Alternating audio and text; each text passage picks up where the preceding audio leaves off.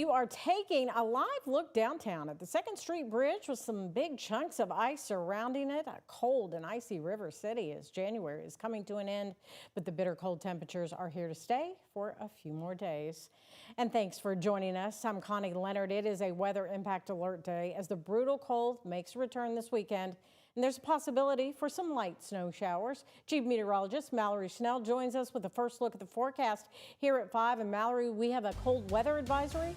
That is right, Connie. So this is the same kind of alert that we've had a few nights already this week and over the last weekend. This means that we are going to be dealing with wind chills below zero. For many of us, as low as 10 to maybe even 12 degrees below zero. After all is said and done tonight and into tomorrow morning, you can see the entire Kentuckiana viewing area now included in this cold weather advisory tonight through Saturday morning. So the futurecast here showing your temperature and your projected wind chill. In Louisville, we're expecting a low around 4, maybe 5 degrees, and those wind chills down to about -8. We could see even colder temperatures, of course, in more rural areas that still have a lot of snowpack. High temperatures tomorrow will struggle to make it out of the teens with wind chills likely staying in the single digits. So, of course, as you've been doing all week, make sure you do bundle up as you head out tonight and throughout the day tomorrow. Another live look from that Bachman Auto Group U of L health camera here. Mostly cloudy conditions at this time. We've had some peaks of sunshine here or there throughout the course of the day with some thinner clouds earlier.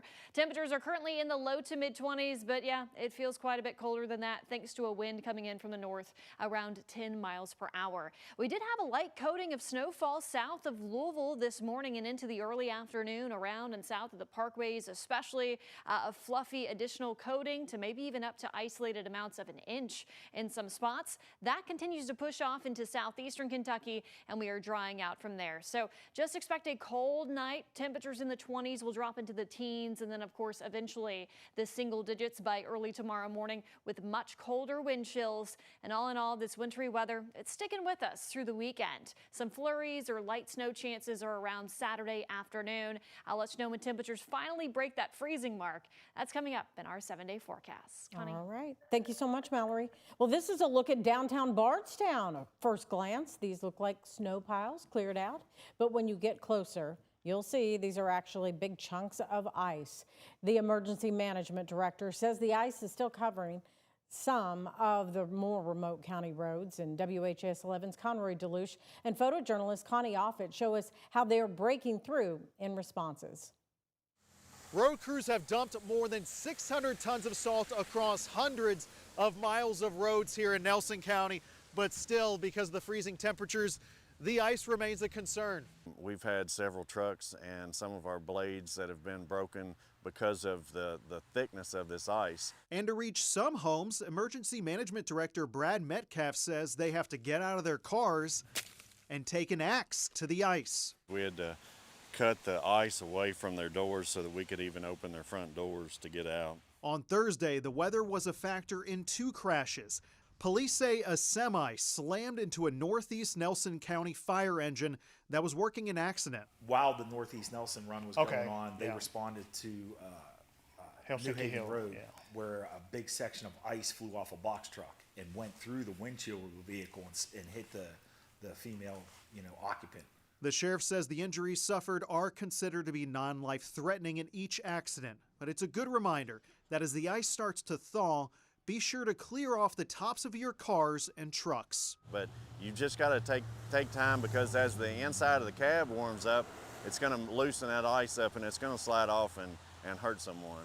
And Metcalf says he doesn't expect the conditions in some parts of the county to get better until the middle of next week, when the temperature finally rises just a little bit higher. In Nelson County, Conroy Deluche, WHAS11 on your side. And Metcalf says trash pickup was canceled this week in Nelson County. County schools were also closed this week with makeup days scheduled in late February and March. So we'll continue to show you love for the rest of your life, because you're always going to be part of this family. That's LMPD Chief Paul Humphrey speaking to Officer Nick Wilt.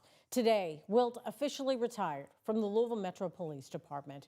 Nearly 3 years ago, Wilt and his training partner were the first to arrive on scene, rushing to stop the gunman at the Old National Bank. Wilt survived a gunshot to the head that day. Our Ian Hardwick spoke with Nick's family today and says he is on a new path. And you survived, so there's a reason you're still here to do something else. And we're going to find out what that is together. Jennifer Wilt is helping her son Nick along a new path. Friday, he collected his retirement badge from the Louisville Metro Police Department. He survived a shot to the head rushing towards the shooter at Old National Bank nearly 3 years ago. To just be 10 days into his career and to be faced with one of the most terrifying and dangerous situations that an officer can face. As Nick spent days in intensive care, his mom felt the city's love for her son. And it was like someone just reached into that room, not just the people that were sitting there supporting us, but the whole community. I didn't realize how much this city had come together. It's obvious now, 3 months after the shooting, Nick rolled out of rehab. Surgeons never removed the bullet. Today, Nick walks on his own, says twin brother Zach Wilt. He's doing great. He's still in therapy. We're still very, very long road to recovery. He will be recovering for the rest of his life. A parade welcomed Nick home to LaGrange in 2023. There, he was a volunteer firefighter before graduating the police academy. Kentucky Attorney General Russell Coleman thanked Nick. Look around this room. These people who continue to pray for you, people you don't even know. God has big plans for you, my friend. The room prayed for Nick's future. Chief Paul Humphrey said after all this change, Nick's courage stayed. I don't know what kind of cop you were going to be. I don't know if you were going to be a traffic cop. I don't know if you were going to be a detective, but I know what kind of man you are. Thank you. Congratulations. As Nick applauds with his family, he's working towards a life where he can do it all on his own. In Louisville, for WHAS11 News, Ian Hardwitt on your side. And today, Louisville Mayor Craig Greenberg also presented Nick Wilt with the key to the city. He and his family took a recent vacation to Florida, something they thought they'd never be able to do together again. Well, today, 11 officers graduated from the Louisville Metro Corrections Training Academy. They will be the newest officers at the downtown jail. The jail is currently 72 officers short, including 45 positions that supervise inmates. Recruit class 146 went through a 13-week training academy. The next recruiting class was in the audience as well. Chief Jerry Collins reminded them how important the job is. You've studied, you've trained, and prepared to uphold the values that define us: integrity, accountability, and respect. You're not just joining a workforce, you're joining a family, and we're proud to welcome you. And the acts of the General Assembly of Kentucky relating. And 3 officers were also promoted to the rank of captain and lieutenant today. Chief Collins says they will run academy classes all year long. Also graduating today, the Commonwealth welcomed a number of new Kentucky State Police troopers. Lieutenant Governor Jacqueline Coleman joined KSP in Frankfort as 32 new troopers took their oaths. The mission is to enhance public safety and create safer communities throughout the Commonwealth. Well, another medical cannabis dispensary is now open in the Commonwealth. It's called New Era, located in Frankfort, the first in that city and 5th in the state.